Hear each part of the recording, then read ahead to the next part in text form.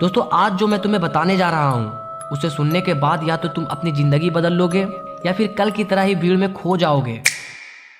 कभी सोचा है कि कुछ लोग कमरे में घुसते ही सबको चुप क्यों करा देते हैं और कुछ लोग चिल्लाते रहते हैं फिर भी कोई उन्हें भाव नहीं देता। क्या ये कोई इत्तेफाक है? नहीं दोस्तों, ये डेंजरस ऑरा है। आज मैं तुम्हें बताऊंगा कि कैसे डार्क साइकोलॉजी का इस्तेमाल करके तुम अपनी पर्सनैलिटी को एक मैग्नेट बना सकते हो। जहाँ लोग तुमसे रिस्पेक्ट नहीं मांगेंगे, वो खुद आपको रिस्पेक्ट करेंगे। सबसे बड़ी गलती जो तुम करते हो, तुम खुली किताब बने बैठे हो।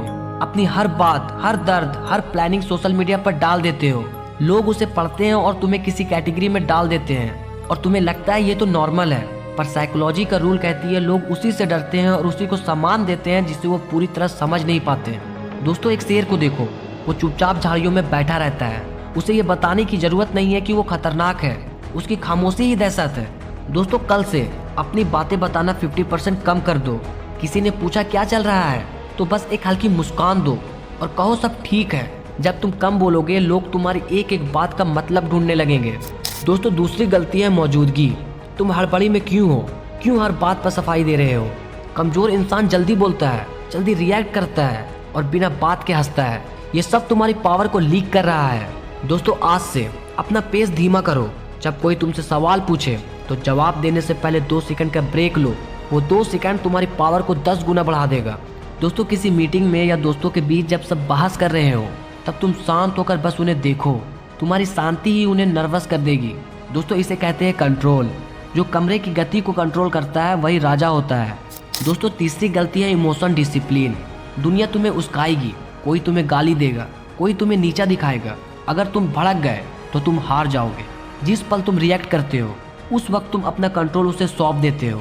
दोस्तों डेंजरस वो नहीं है जो चिल्लाता है, डेंजरस वो है जो तबाही के बीच भी पत्थर जैसा खड़ा रहता है।